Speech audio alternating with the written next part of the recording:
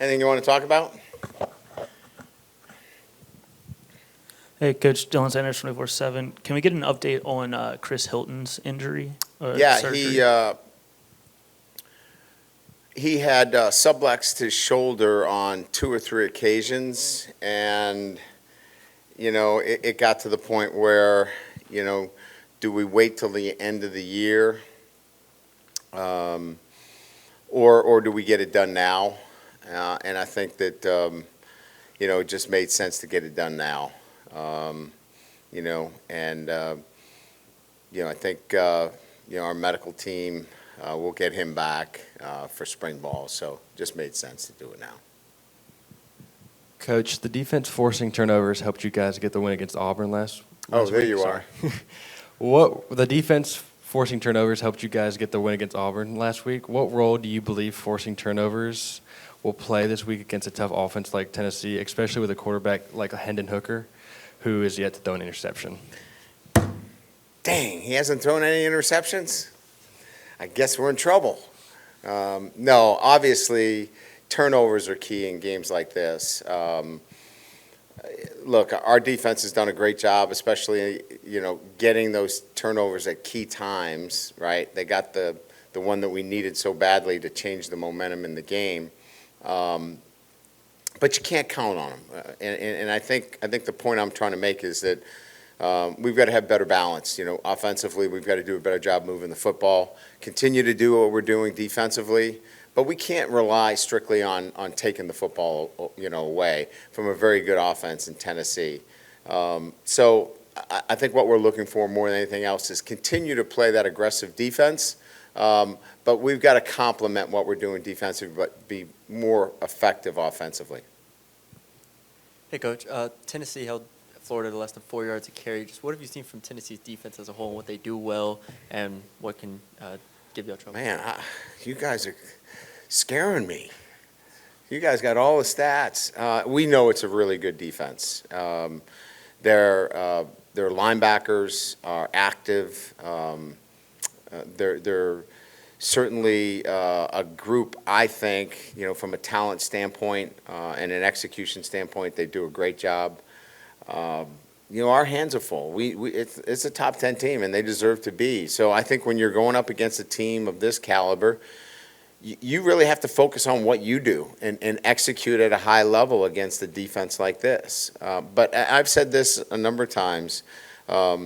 You can't be one-dimensional. Like, we can't, come into this game and think, well, we can't run the football. That's it. We're in trouble. We got to find a way to do both. We got to throw the football. We got to find ways to run, and hopefully be efficient. When it's time to run the football. Coach Kelly, right here. What are you most excited to show the country when facing a top 10 team on Saturday? There you go. I like that. Much more upbeat. You get 2 questions. What I'm excited about is, playing at home, against the top 10 opponent in the SEC and at Tiger Stadium. It's a privilege to play in these games. It's not pressure, it's a privilege. And just letting our guys know that, they get a chance to come back after last week's road win, where we probably didn't play our best, but, played with, great grit and fight. Now we're going to have to play with great execution. So the level of challenge rises, there's no doubt, against a top 10 team in Tennessee and a well-coached team.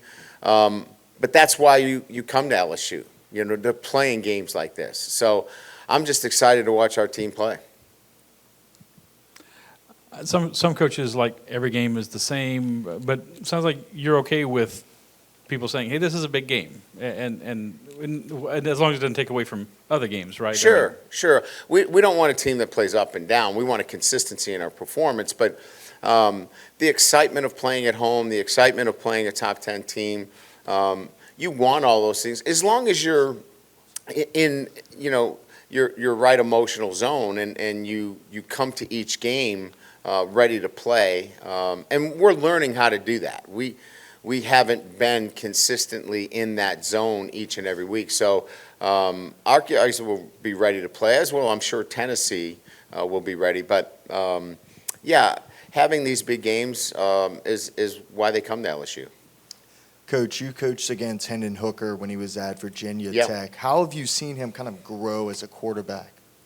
I think his poise in the pocket, his patience, and I think the passing game, obviously, it was not I wouldn't say that there was a passing game associated with really what he was doing in Virginia Tech as much as it was a RPO and run game. This is a comprehensive passing game. So the maturity of a passer and quite frankly, I think the poise that he shows at the quarterback position.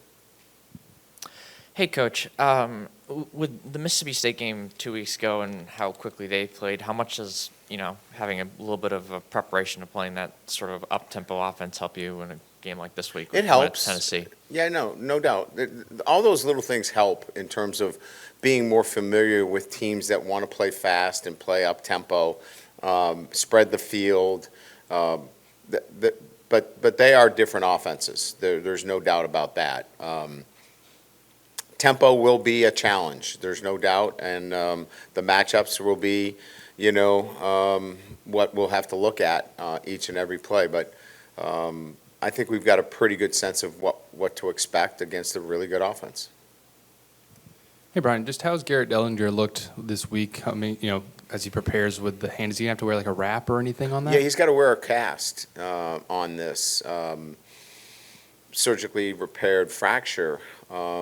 But surprisingly, he's done quite well.